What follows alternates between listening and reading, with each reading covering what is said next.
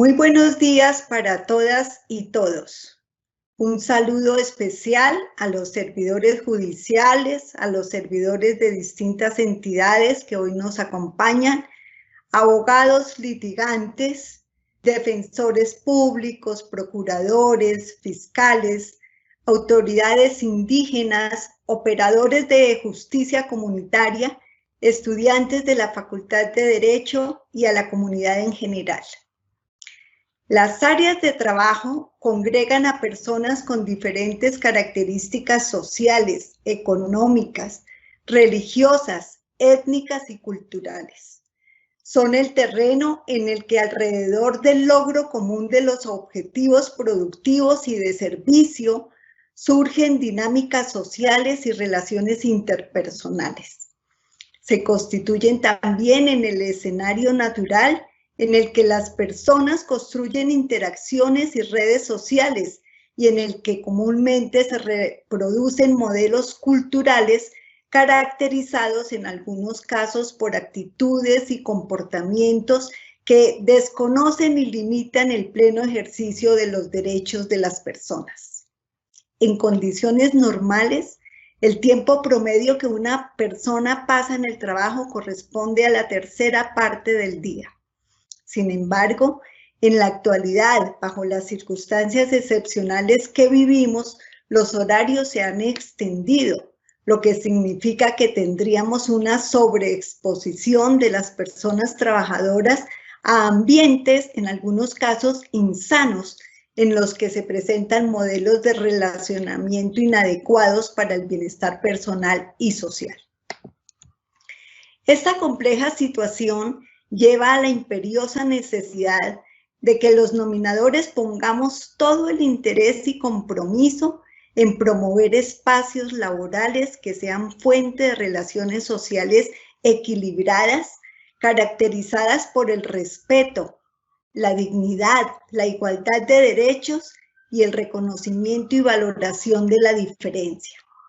El tema que hoy nos reúne en esta jornada virtual es identificar, reconocer y prevenir las condiciones en que los espacios laborales representan un ambiente negativo para el adecuado desarrollo personal, psicológico y social de los trabajadores, en especial de los grupos poblacionales que históricamente han sido discriminados y violentados. La Comisión Nacional de Género de la Rama Judicial de Colombia ha querido, en asocio con ONU Mujeres y el Consejo Superior de la Judicatura a través de la Escuela Judicial Rodrigo Lara Bonilla, abrir un espacio de conocimiento y conversación alrededor del fenómeno del acoso sexual y la violencia por razones de género en el lugar de trabajo. Nos acompaña para ello en este escenario virtual la doctora Ana Isabel Garita Vilches. La doctora Ana Isabel es licenciada en Derecho de la Universidad de Costa Rica, abogada y notaria del Colegio de Abogados y Abogadas de Costa Rica, con especialización en Derecho Penal y Criminología de la Universidad de Estudios de Roma, Italia. Posee una amplia experiencia en estrategias de acceso a la justicia y participación política de las mujeres, acuerdos de paz y sistema de justicia juvenil y restaurativa. Dentro de los cargos que ha asumido se destaca que fue ministra de Justicia y Paz en Costa Rica en el periodo 2013-2014. Además, ha sido profesora de Derecho Penal y Derechos Humanos en la Universidad de Costa Rica y de las Universidades San Carlos y Rafael Landívar de Guatemala. En la actualidad, trabaja como asesora internacional de justicia transicional de ONU Mujeres. En esta ocasión, en su exposición, hará una referencia especial a los antecedentes normativos internacionales de la violencia y la discriminación por razones de género, especialmente contra las mujeres en el lugar del trabajo. Esto es la Convención sobre la Eliminación de todas las formas de discriminación contra la mujer, CEDAW, la Convención Interamericana para Prevenir, Sancionar y Erradicar la Violencia contra la Mujer, conocida como Convención Belén do Pará, y el convenio recientemente expedido número 190 de la Organización Internacional del Trabajo sobre la violencia y el acoso. También identificará los estereotipos y los roles asignados a las mujeres, los cuales determinan los comportamientos de violencia y acoso hacia las mujeres en el lugar de trabajo. Finalmente, hará una reflexión sobre los elementos constitutivos de las conductas de acoso laboral y acoso sexual reguladas en la legislación nacional y sus efectos en la integridad de las mujeres trabajadoras, así como en el ambiente de trabajo y en la prestación de los servicios públicos esenciales. Ana Isabel, bienvenida, tiene usted la palabra.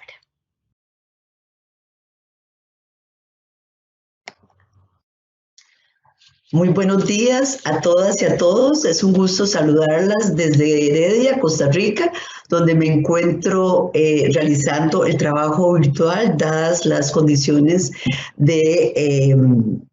las condiciones sanitarias en que nos encontramos. Quisiera, en primer lugar, hacer un saludo muy particular a la doctora Diana Alexandra Remolina Botía, presidenta del Consejo Superior de la Judicatura, que hoy nos acompaña, a la doctora Estela Janet Carvajal Basto, presidenta de la Comisión Nacional de Género de la Rama Judicial, y a la doctora Marilucero Novoa Moreno, directora de la Escuela Judicial, Rodrigo Lara Bonilla, y por supuesto también a su equipo de colaboradores. Igualmente, hacer extensivo un saludo para los actores externos del sector justicia, de la comunidad en general, que hoy se conectan a esta videoconferencia. El objetivo de esta charla es compartir con ustedes algunas reflexiones sobre el acoso y la violencia por razones de género en el lugar de trabajo. Bien. En primer lugar, quisiera compartir también con ustedes una de las reflexiones que ha hecho el director general de la OIT en relación con estas conductas. Él nos ha dicho que la violencia y el acoso en el mundo del trabajo sigue siendo un problema generalizado que afecta a todos los países, ocupaciones y modalidades de trabajo y se manifiesta de diferentes formas y en diferentes contextos, despojando a las personas de su dignidad y resulta incompatible con el trabajo decente y la justicia social. Nosotros añadiríamos también que resulta incompatible con el respeto a los derechos humanos fundamentales de las mujeres. Y nos dice el director general que por primera vez se cuenta a nivel de normativa internacional con un marco común y claro para prevenir y abordar la violencia y el acoso basado en un enfoque inclusivo, integrado y que tiene en cuenta las consideraciones de género. Esto a continuación lo vamos a ver con detalle cómo el convenio 190 aprobado el año pasado en la última reunión de la OIT hace un avance muy importante respecto a la regulación de este tipo de hechos en el lugar de trabajo. Perfecto.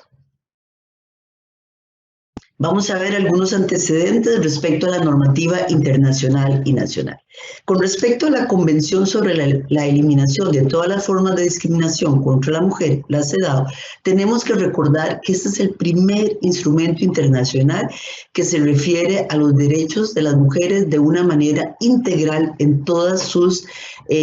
modalidades, en todas sus expresiones. Este convenio tiene la característica que cubre tres aspectos. Cubre o hace una mención, enumera los derechos que tienen las mujeres en los diferentes ámbitos, en la salud, en la educación y en el trabajo, por supuesto. También establece cuáles son las obligaciones del Estado para que sean efectivos esos derechos hacia las mujeres. Y por último, la propia convención crea toda una institucionalidad que es el Comité de Seguimiento a la CEDAW, que tiene como función monitorear o verificar cómo los estados están cumpliendo con sus obligaciones y a la vez hacer recomendaciones de carácter específico. Entonces, en relación a la primera parte que se refiere a derechos sustantivos, el artículo 1 de la Convención define lo que es discriminación contra la mujer, diciendo que es toda distinción, exclusión o restricción basada en el sexo y que tiene por objetivo, resultado, menoscabar o anular el reconocimiento de los derechos humanos y las libertades fundamentales en las esferas políticas, económicas, social, cultural. Y en relación a estos derechos, habla que el Estado tiene la obligación de eliminar todos los mecanismos de discriminación contra las mujeres, todas las prácticas en la esfera del empleo, a fin de asegurar que a la mujer, asegurar la participación de las mujeres a los lugares de trabajo en condiciones de igualdad con respecto a los hombres y con los mismos derechos. En particular, garantizándole el derecho al trabajo como un derecho inalienable, un derecho de carácter humano. Y la obligación del Estado, por su parte, también de informar al comité de los avances que ha hecho el Estado con respecto a garantizar este tipo de derecho. Bien. En relación a las recomendaciones que ha dado el comité, particularmente la recomendación general número 19, en donde hace una ampliación de la interpretación de los artículos del convenio, dice en relación al artículo 11, que la igualdad en el empleo puede ser perjudicada cuando se somete a las mujeres a una violencia dirigida concretamente hacia ellas por su condición de tales. Y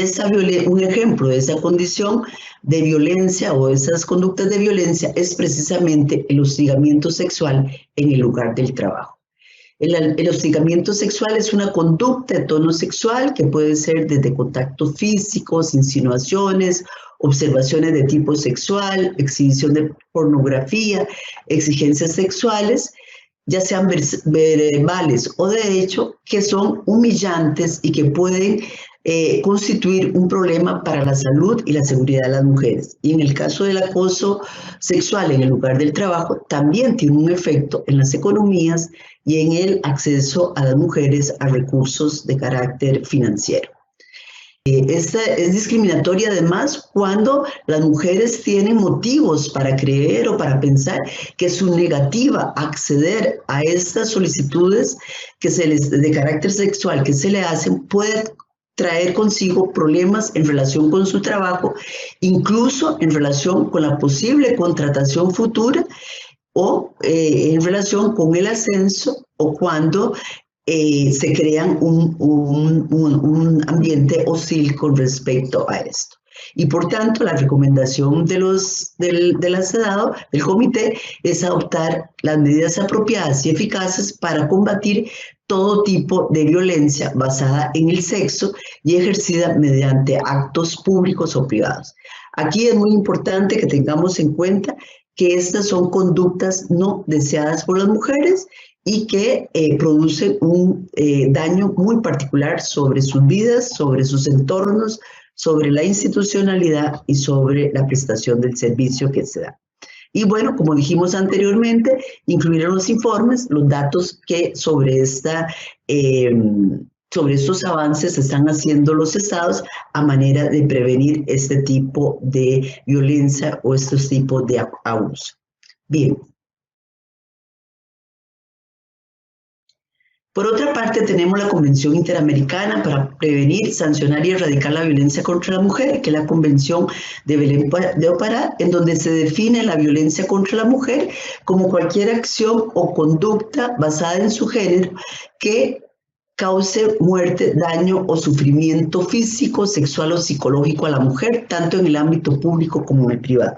Es importante hacer referencia a estas dos convenciones porque en el caso de la CEDAW no hace referencia a el carácter o a las razones de género, mientras que ya la Convención de Belém do Pará toma en cuenta estas condiciones haciendo una clara diferencia entre sexo y género que vamos a ver más adelante. Además, esta convención es importante porque recordemos que es el primer instrumento de carácter regional, también integral, que protege los derechos fundamentales de las mujeres y sobre el cual tiene una competencia particular la Corte Interamericana de Derechos Humanos, la cual se ha pronunciado en varias ocasiones sobre estos tipos de hechos de violencia y de acoso hacia las mujeres. Y por supuesto, los tipos de violencia pueden ser física, sexual o psicológica, como lo vimos anteriormente, y lo ampliamos también a la económica. Y dijimos que puede ser realizado por cualquier persona, incluso por agentes del Estado, y se trata de comportamientos muy disímiles, entre los cuales, por supuesto, está el acoso sexual en el lugar del trabajo, así como en instituciones educativas, establecimientos de salud o cualquier otro lugar. Obviamente, esta convención garantiza el derecho a las mujeres a una vida libre de violencia y de discriminación y a ser valorada y establece el derecho de las mujeres a ser educada y conforme a, o más bien libre de patrones estereotipados de comportamientos y prácticas sexuales y culturales basadas en concepciones de inferioridad o subordinación de las mujeres.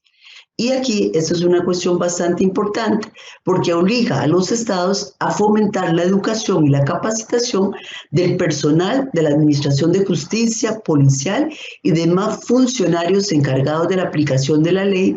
así como del personal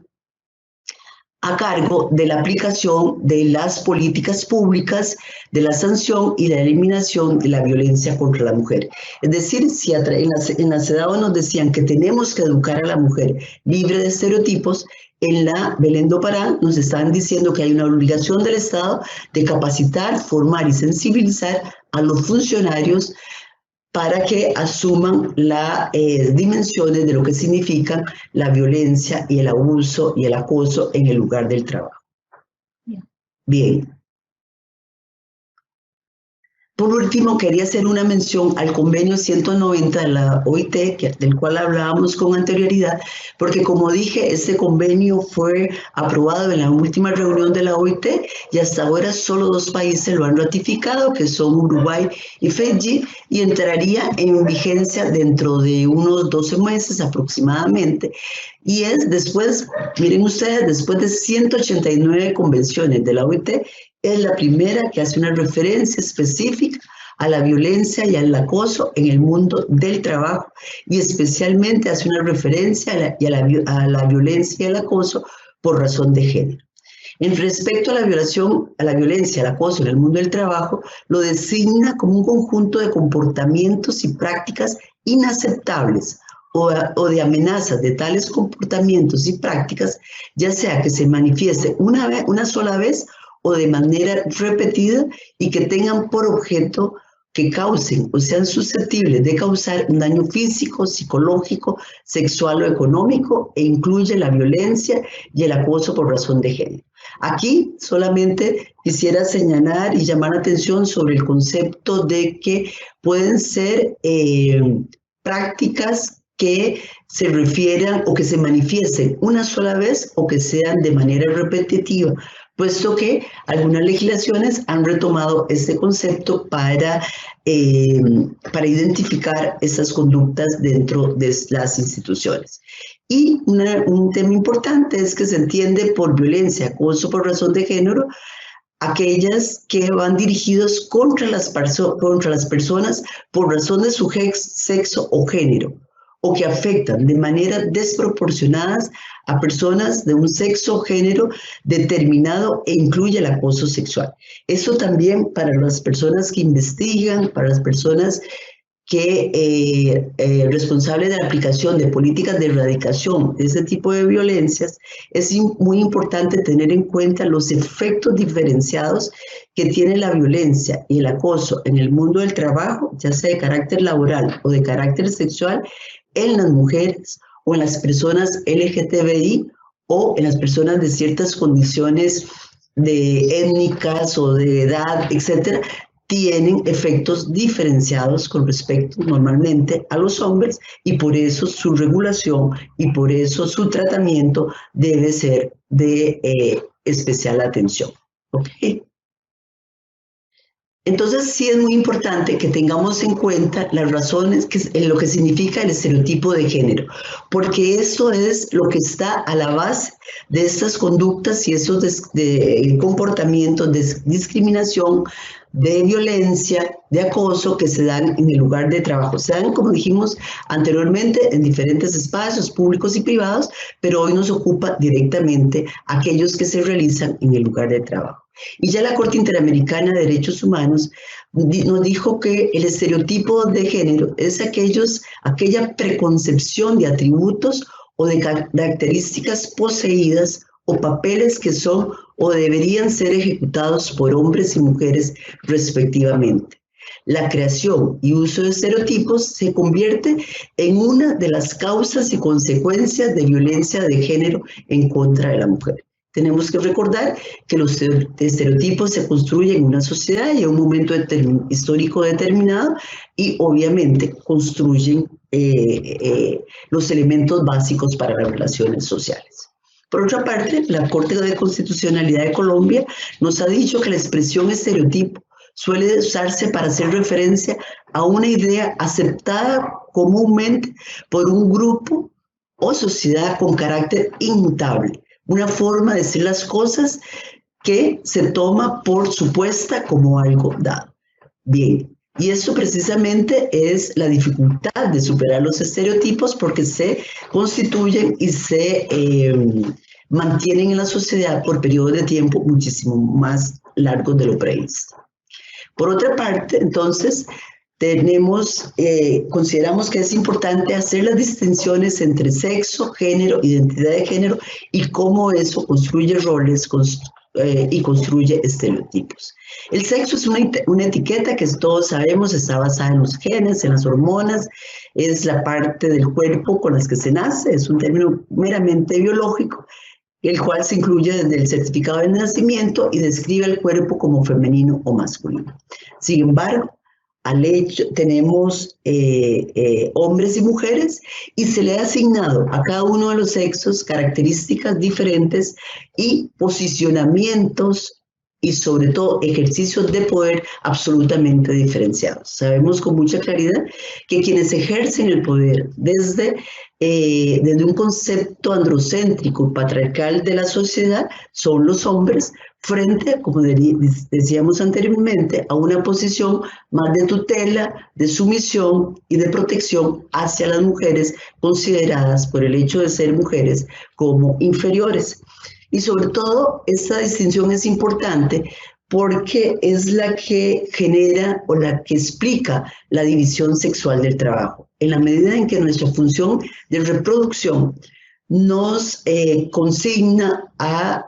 los espacios privados y sobre todo a las funciones de cuidado y a las funciones domésticas, funciones o trabajos que normalmente no son remunerados y se realizan en el espacio privado, mientras que a los hombres se les asignan por su sexo, por sus funciones biológicas, se les asignan funciones productivas que se realizan fuera del hogar y que son reconocidas incluyendo con un salario. Y de ahí vamos viendo la diferencia que se da desde esta división sexual del trabajo en las consideraciones que tenemos a cada uno de los sexos. Por otra parte, el género se refiere a cómo la sociedad entiende a los hombres y las mujeres, cómo los hombres y mujeres deberían verse, pensarse y actuar. Y esta asignación de roles, a los que hablamos género, depende también de los momentos históricos, de los avances que tenga una sociedad en un momento determinado, del mayor o menor autoritarismo, tanto político como social, porque va definiendo las relaciones de subordinación o de igualdad entre los ciudadanos. Y por último tenemos la identidad de género, que es la que se refiere a cómo la persona se siente en su interior y cómo expresa su género a través de su vestimenta, comportamientos, apariencia personal e identidad sexual. Este es un sentimiento que comienza muy temprano en la vida. Tanto el género como la identidad de género tienen impacto en el lugar del trabajo en la medida en que quienes hacen una ruptura con estos roles tradicionales suelen sufrir muchísimo más discriminación y muchísimo más violencia porque están contraviniendo las normas sociales que, como dijimos anteriormente, dice la Sala Constitucional, o las construcciones sociales, son de carácter inmutable, o sea, son las que están vigentes en la sociedad y su ruptura no es fácil, y sobre todo en los espacios en los espacios donde se cumple la función pública, en donde tenemos que seguir aplicando normas que en general son bastante patriarcales. Y para finalizar, tenemos aquí una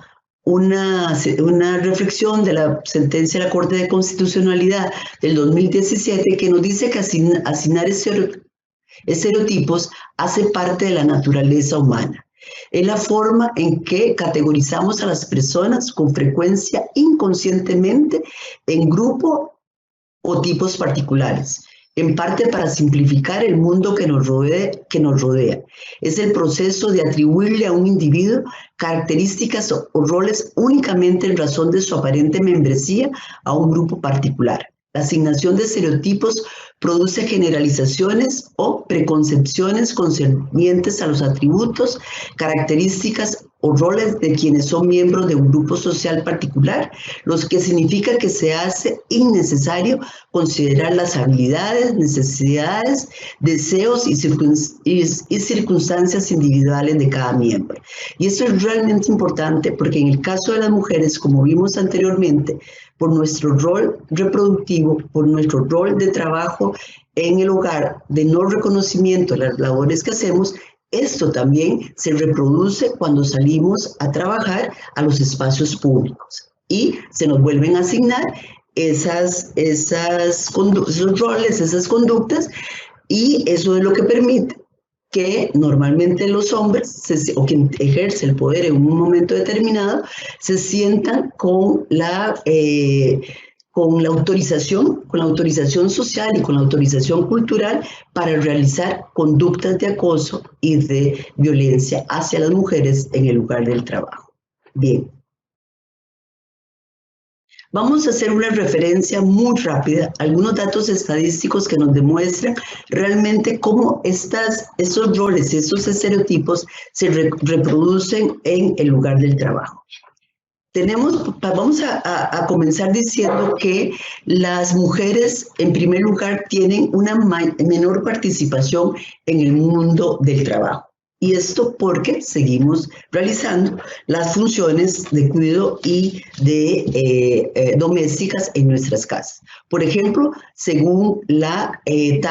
tasa global de participación nacional en Colombia, en el año 2014 se registró un 10.9% de diferencia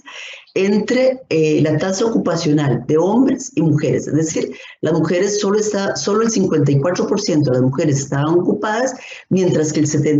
casi el 75% de los hombres tenían una ocupación en un lugar fuera de la casa. Y esto nos está reflejando esos estereotipos que se siguen manteniendo en la vida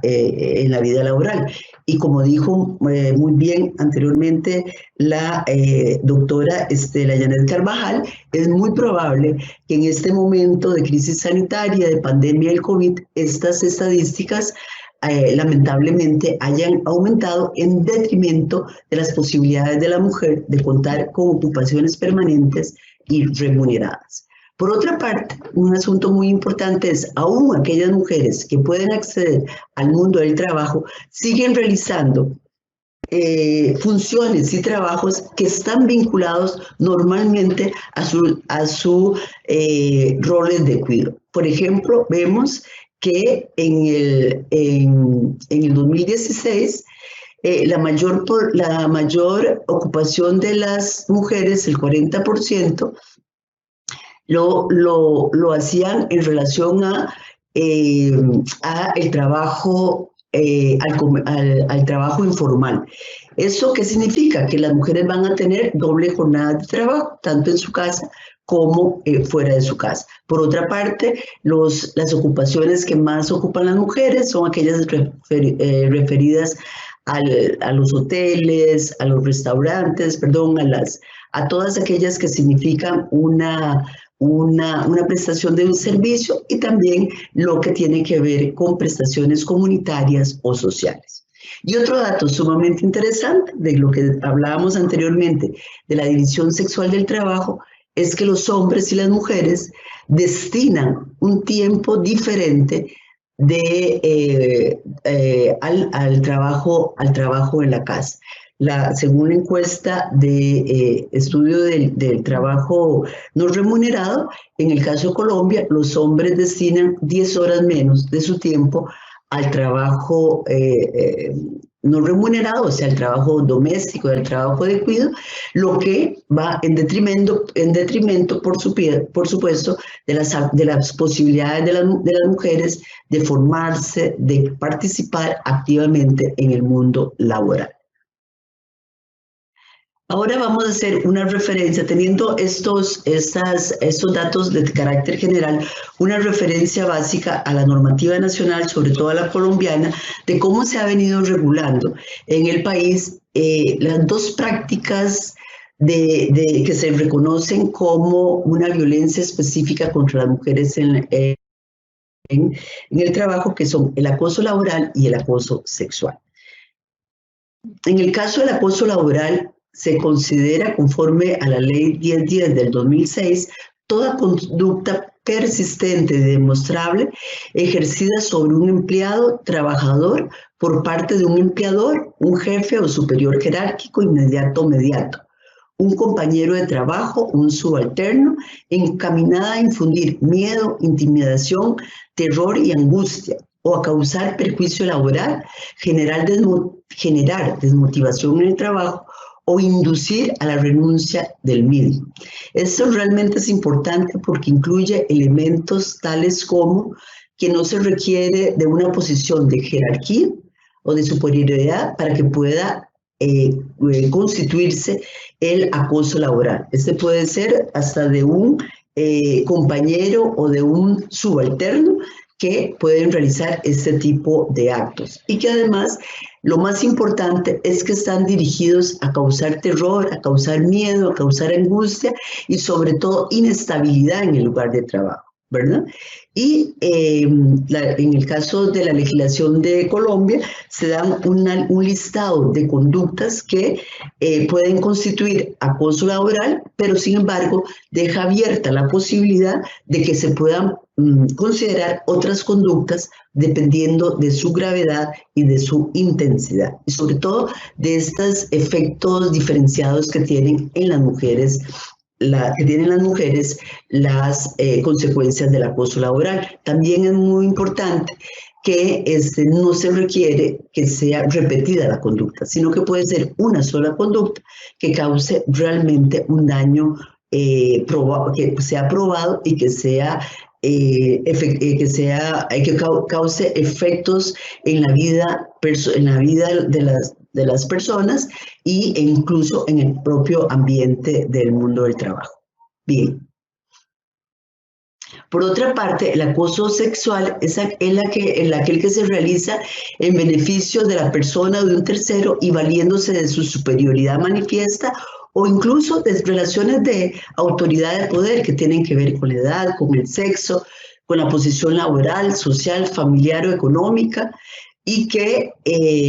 se hace con fines sexuales no consentidos a otra persona. Y ahí se habla incluso de que incurrirá en una sanción de prisión. Aquí esto es muy importante decirles que en la mayoría de los países en los que se cuenta con información actualizada sobre los hechos de acoso sexual que se realiza en un momento determinado,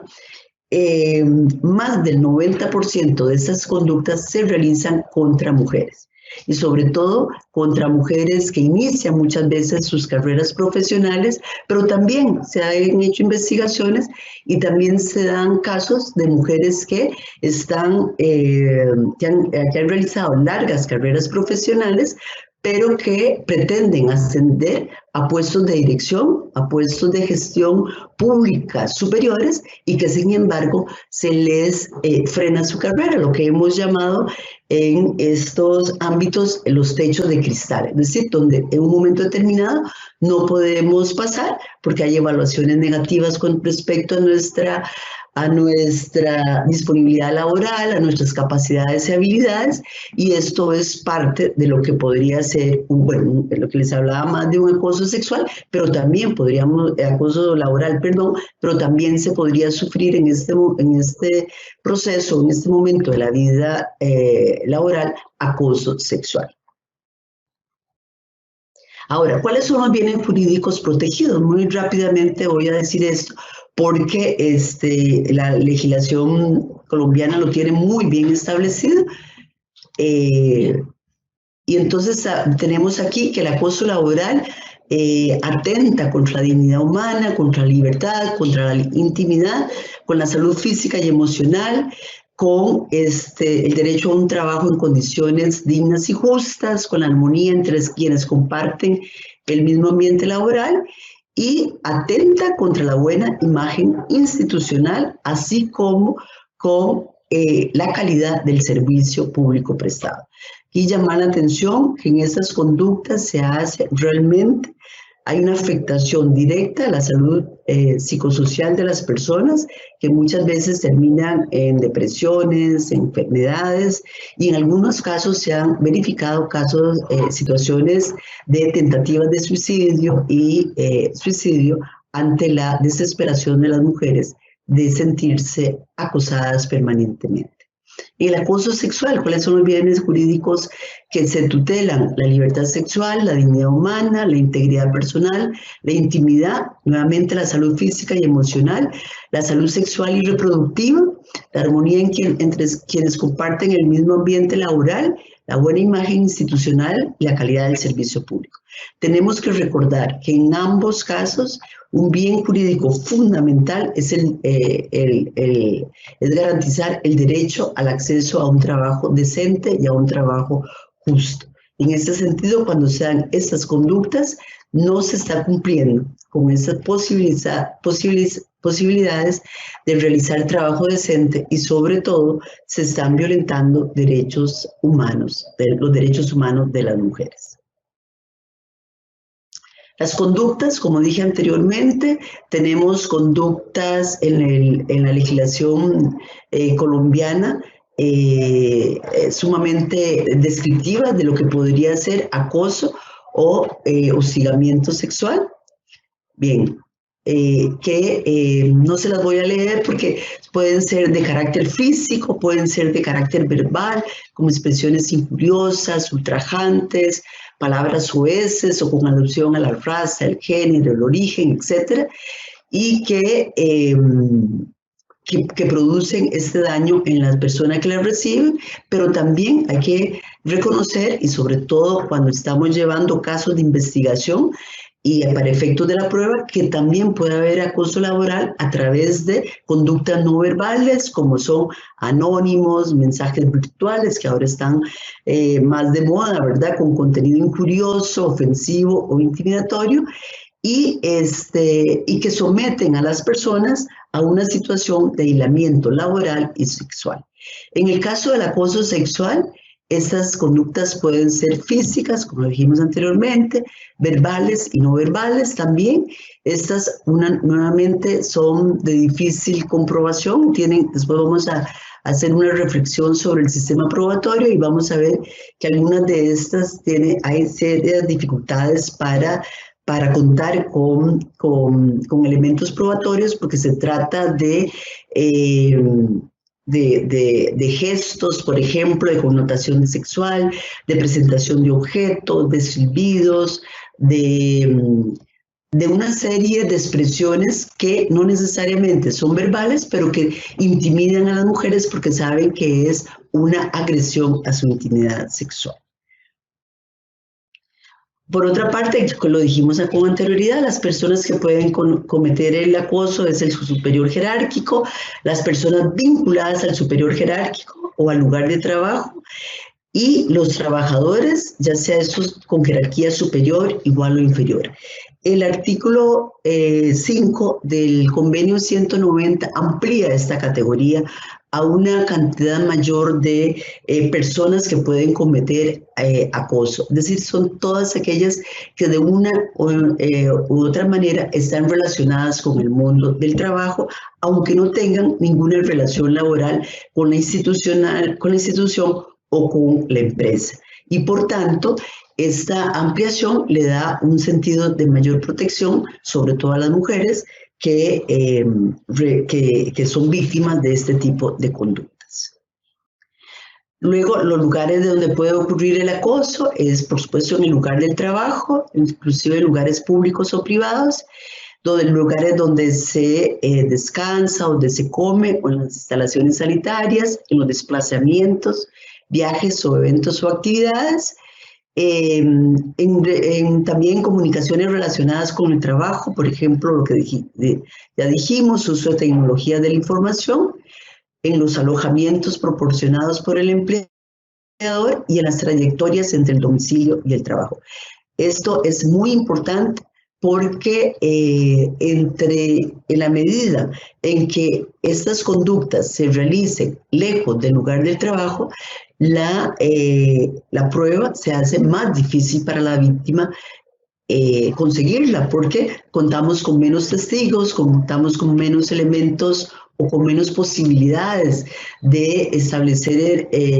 pruebas materiales o pruebas testimoniales que hacen muchas veces que los procedimientos, las investigaciones y los procedimientos fracasen. Por eso vamos a ver las medidas que se tienen que tomar en consideración para que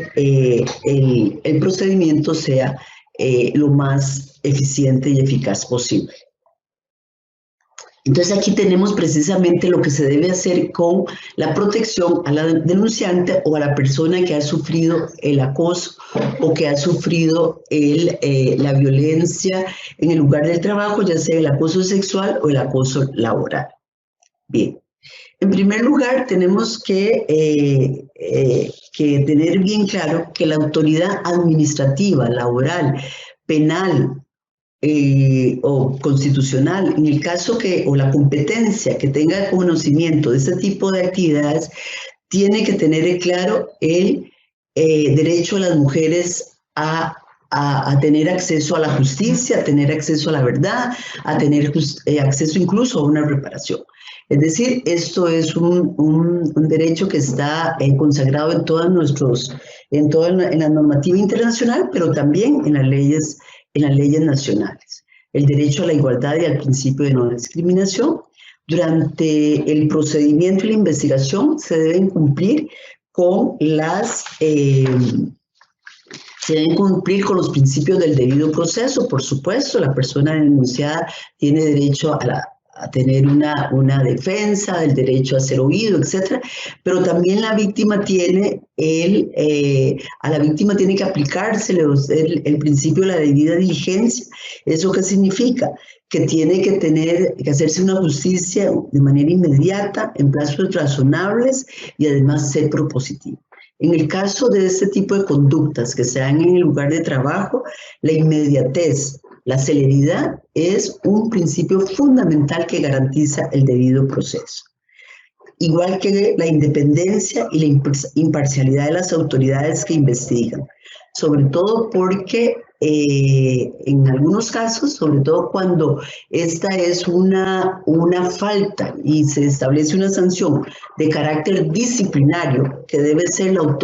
misma autoridad de la institución, la que tiene que conocer, la que tiene que investigar y la que tiene que sancionar, muchísimas veces en estos casos se pierde la independencia o se pierde la imparcialidad de las autoridades que investigan. Y precisamente no necesariamente se trata de una conducta intencionada a efecto de hacer daño a las víctimas, sino porque se aplican lo que vimos con anterioridad, tenemos presentes aquellos roles, aquellos estereotipos que nos dicen que las mujeres deben tener determinadas conductas, determinados roles, y que los hombres deben tener determinados roles y determinadas conductas. Entonces, el hecho que un hombre seduzca en el lugar del trabajo, el hecho que un hombre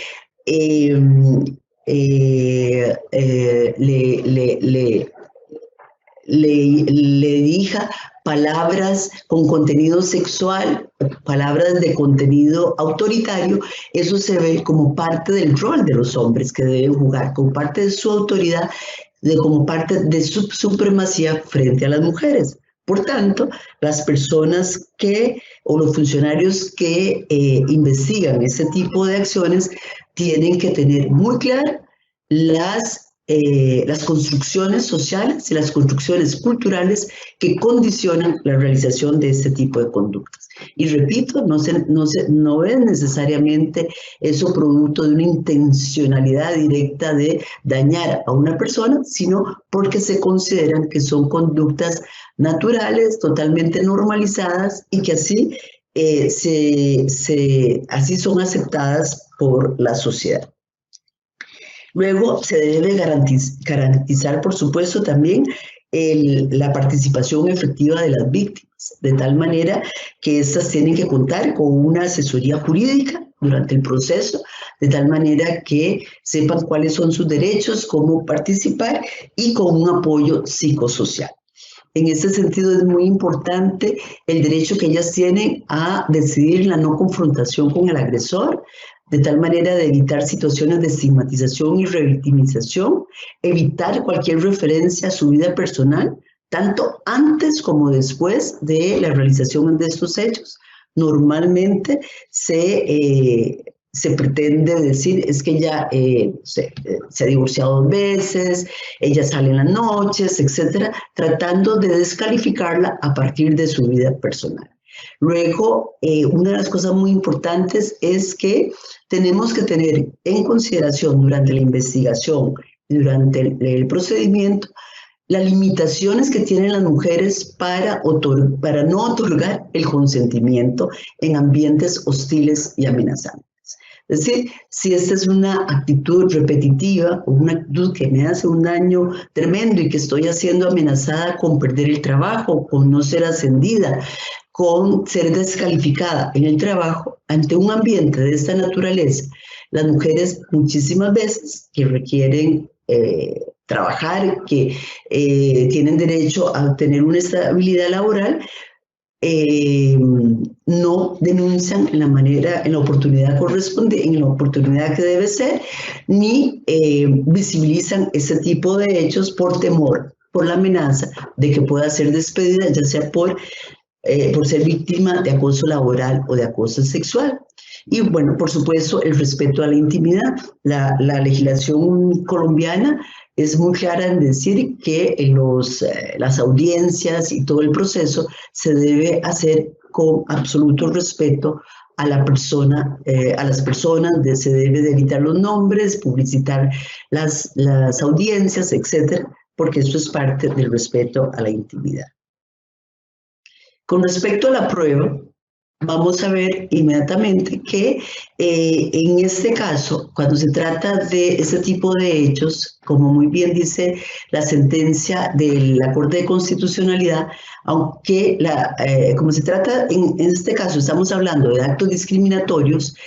en esos casos la prueba es muy difícil, aunque no es del todo imposible. Y en determinados eventos es la persona de quien se alega la ejecución de tal acto de discriminación la que debe desvirtuar este acto, aunque ello no obsta para que la persona afectada pueda aportar las pruebas con las que se cuente, que le permitan acreditar su acusación. ¿Qué significa esto? Que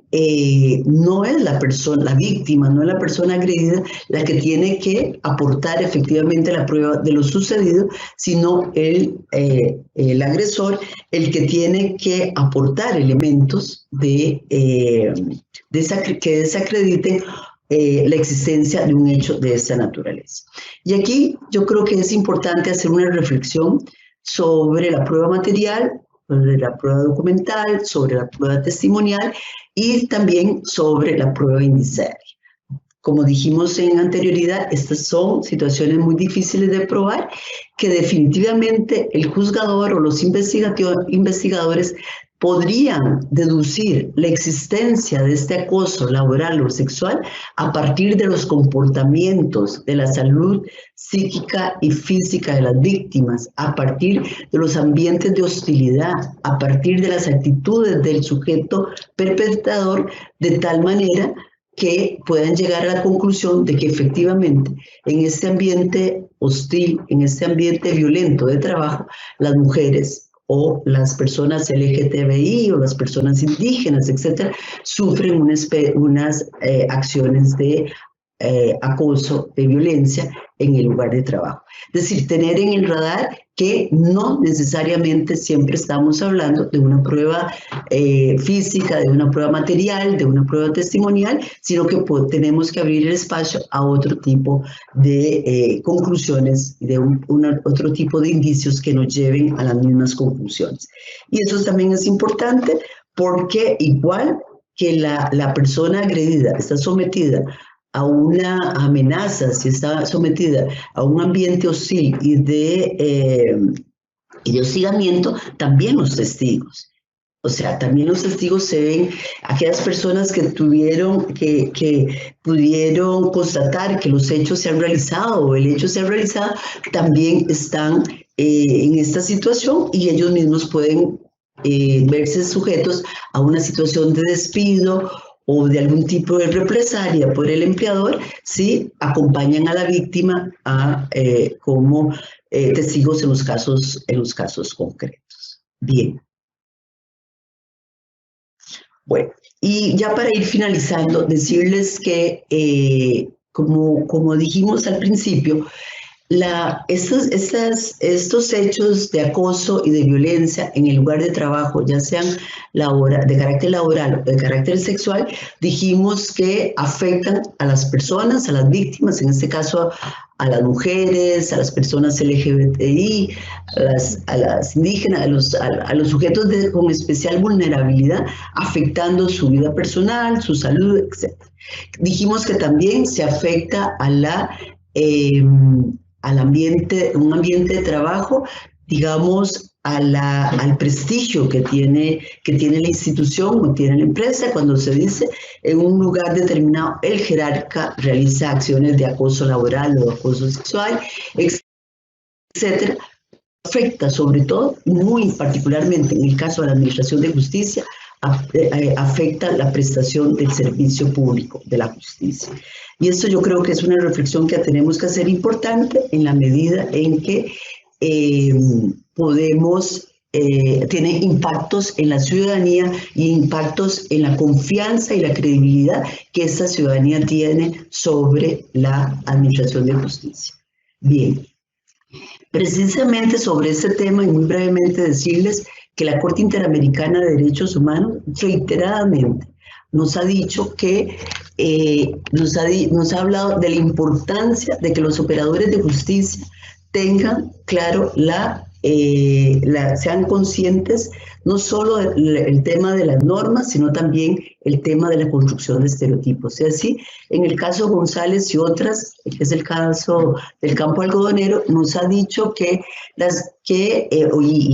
nos ha dicho la Corte que una capacitación con perspectiva de género implica no solo un aprendizaje de las normas, sino el desarrollo de capacidades para reconocer la discriminación que sufren las mujeres en su vida cotidiana. En particular, las capacitaciones deben generar que todos los funcionarios reconozcan las afectaciones que generan en las mujeres las ideas y valoraciones estereotipadas en lo que respecta al alcance y contenido de los derechos humanos. Entonces, esto realmente es importante porque pensamos que si nosotros damos capacitación sobre derechos de las mujeres, sobre género, sobre derechos humanos fundamentales, etcétera, vamos no solamente a evitar, a prevenir y erradicar que se realicen acciones de violencia en el ámbito laboral, Vamos a garantizar un ambiente libre de violencia en el ámbito interno de la Administración de Justicia, sino que los funcionarios también van a estar mejor preparados para atender a las usuarias, a las mujeres que vienen en demanda de justicia por acciones similares realizados en otros lugares, ya sea en ambientes públicos o privados. Igual en el caso de Saúl Rojas, en el caso Azul Rojas Marín y otros versus Perú, se habla de la importancia de sensibilizar a los agentes estatales sobre violencia contra las personas LGTBI, con un plan de capacitación para la Policía Nacional, para el Ministerio Público, para el Poder Judicial y otros órganos de investigación. Y entonces, es en el mismo sentido de lo que les dije anteriormente en relación a la importancia de que los operadores de justicia, los administradores del sistema de la administración tengan en sus formación este tipo de reflexiones. Yo quisiera decirles finalmente, como una reflexión muy final, de que, y como conclusiones finales, de que hemos hecho realmente un gran esfuerzos en la Administración de Justicia para capacitar, para formar y para sensibilizar a nuestros funcionarios en los casos de violencia y de acoso sexual. Yo por mi parte recuerdo que en el caso de Costa Rica, desde que estamos en el año 95, que se dieron las primeras leyes sobre acoso y sobre hostigamiento sexual y laboral, trabajamos sobre estos temas y dimos muchísima capacitación. Sin embargo, estos hechos siguen sucediendo y las mujeres siguen estando sin posibilidades a un acceso a la justicia cuando acuden a sus propios consejos disciplinarios, a sus propias autoridades internas para que se investigue sobre estos hechos. Yo creo que es tiempo de que pasemos de la capacitación, de la formación y la sensibilización, que pasemos a una demanda de servicio, a hacer una demanda de servicio que tienen los funcionarios públicos en cualquier ámbito en que se encuentren, de prestar este servicio y de no obstaculizar ni impedir a las mujeres el acceso a la justicia. Creo que podemos pedir responsabilidades, ya sea en el ámbito administrativo, ya sea en el ámbito laboral o penal, a aquellos funcionarios que no resuelvan, que no investiguen, que no persigan, que no sancionen estos hechos de acoso o de violencia en el ámbito laboral. Y finalmente, para decirles que creo que sí es posible desarrollar políticas y desarrollar sobre todo acciones de carácter preventivo en los espacios de la Administración de Justicia, los cuales sin duda van a levantar muchísimo el reconocimiento y la confianza que la ciudadanía tenga sobre los operadores de justicia. Con esto termino agradeciendo su atención a esta reflexión y quedando a su disposición para lo que consideren, lo consideren oportuno. Y nuevamente agradecer a las instituciones, a las autoridades de la rama judicial que han hecho posible este evento y por supuesto felicitarlas por esta gran iniciativa. Muchísimas gracias. Muchas gracias, doctora Ana Isabel, por esta excelente conferencia que no solamente nos muestra los fundamentos convencionales, constitucionales y legales en cuanto al acoso sexual, a la violencia de género en el campo del trabajo, en el lugar del trabajo, sino que nos hace ver la responsabilidad que tenemos como servidores públicos y en el caso particular nuestro, como servidores judiciales, no solo en capacitarnos en estos temas, sino también en aplicar esos conocimientos con miras a ofrecer realmente un acceso a la justicia y unas decisiones judiciales con perspectiva de género. Vamos, doctora Ana Isabel, el tiempo es un poco breve, pero a formularle algunas preguntas que nos han llegado. La primera de ellas es la siguiente. ¿Se requiere para la configuración del delito de acoso sexual y laboral que la conducta sea reiterada y persistente o bastará para la configuración de este hecho la realización de la conducta por una sola vez? Gracias, doctora. Sí, con respecto a este tema y rápidamente decirles que tanto el convenio 190 como la propia legislación nacional colombiana establecen que el principio es que la conducta sea reiterada, sea consistente, sea repetitiva. Sin embargo, en casos excepcionales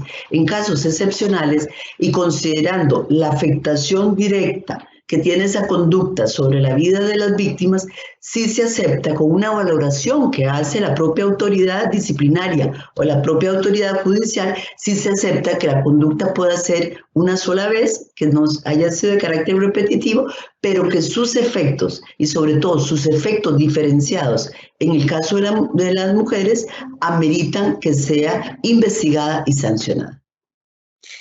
Muchas gracias. Hay otra. ¿Cuál considera usted que debería ser el trato y la atención que se le otorga a las mujeres víctimas de este tipo de violencia, especialmente en lo que tiene que ver con la reserva de su intimidad y con salvaguardarla precisamente? Sí, al respecto decirle que, bueno, como dijimos anteriormente, hay una serie de principios como la debida diligencia, el debido proceso, el respeto a la intimidad, etcétera, que debe ser salvaguardado. Pero yo quería aquí hacer referencia a algunas experiencias en donde las víctimas se han sentido que no son respetados estos derechos y sobre todo que su palabra no ha sido tomada en consideración y que cuando se hacen los peritajes en el mismo lugar del trabajo, estos peritajes a veces están teñidos de cierta imparcialidad de parte de las personas involucradas. Solo les voy a contar que en el caso de Costa Rica tenemos una solicitud de algunas organizaciones de mujeres funcionarias y jueces respecto a que se haga una valoración de la forma en que el sistema disciplinario interno ha llevado adelante la investigación y los procesos de sanción de este tipo de delitos, porque aducen que no ha sido respetada la víctima y tampoco ha sido considerada en el daño o en los efectos diferenciados que estas conductas tienen en sus vidas. Así es que son, digamos, una recomendación en términos de que de vez en cuando no se hagan evaluaciones externas, no sobre casos concretos, sino en general sobre las posiciones que tiene la autoridad o las políticas que a veces son inconscientes, como decíamos anteriormente, con respecto a la investigación y la persecución y sanción de estos hechos. Muchas gracias. Tenemos una última pregunta, nos han llegado varias, pero tratamos un poco de compactarlas. ¿Conoce usted sobre políticas institucionales de prevención de la violencia y el acoso hacia las mujeres en el lugar de trabajo? ¿Y qué elementos de esta política considera importantes para garantizar espacios de trabajo libres de violencia y de discriminación? Sí, yo no sé, me podría referir aquí a algunas políticas que nosotras hemos puesto en marcha, sobre todo en el Ministerio de Justicia y Paz en Costa Rica, en donde incorporamos y pusimos a funcionar una política de prevención, de persecución y erradicación de este tipo de conductas. Y yo les diría que uno de los temas difíciles es que las mujeres se empoderen y que tengan posibilidades de denunciar este tipo de hechos, de esas conductas. Y lo teníamos muy sobre todo un poco estigmatizado en términos que se decía, esto sucede solamente en los ámbitos policiales, en los ámbitos administrativos, pero no en las jerarquías, no en los funcionarios de alto nivel, y logramos a través de mecanismos de alta confidencialidad con respecto a la denuncia, con respecto a la prueba, que más mujeres se animaran a denunciar y sobre todo más hombres y mujeres comenzaran a dejar de ver esas conductas como normales, como conductas normalizadas que suelen suceder y que es el chiste del compañero o es el coqueteo del compañero, sino que son conductas definitivamente no queridas por la víctima y que se requiere su protección. Entonces, en ese sentido, le dimos una protección especial a las víctimas de tal manera que pudieran denunciar, intervenir en el procedimiento de una manera segura. Por supuesto, siempre privilegiando acciones de prevención, privilegiando acciones de sensibilización, porque no se trata necesariamente siempre de castigar, pero sí de lo que se trata es de erradicar y sobre todo que la autoridad superior se comprometa con la erradicación de estas conductas. Esto no puede ser acciones que promueva solo el personal o solo los funcionarios, sino que estas acciones y estas políticas deben contar con el apoyo institucional del más alto nivel de las instituciones o de las empresas privadas. Muchísimas gracias, doctora Ana Isabel. Damos así por concluida esta actividad. Esperamos que para todas las personas que nos han escuchado sea de gran utilidad y una invitación especial a los servidores judiciales y a todos los servidores públicos para que tengamos muy en cuenta los conocimientos que hoy se han adquirido. Para finalizar, quiero, además de agradecer a ONU Mujeres, además de agradecer al Consejo Superior de la Judicatura, a la Escuela Judicial Rodrigo Lara Bonilla, destacar también el acompañamiento en esta actividad de las demás miembros de la Comisión Nacional de Género, la doctora Clara Dueñas, la doctora Diana Fajardo y la doctora Gloria López. Muchas gracias a todos y hasta una próxima ocasión.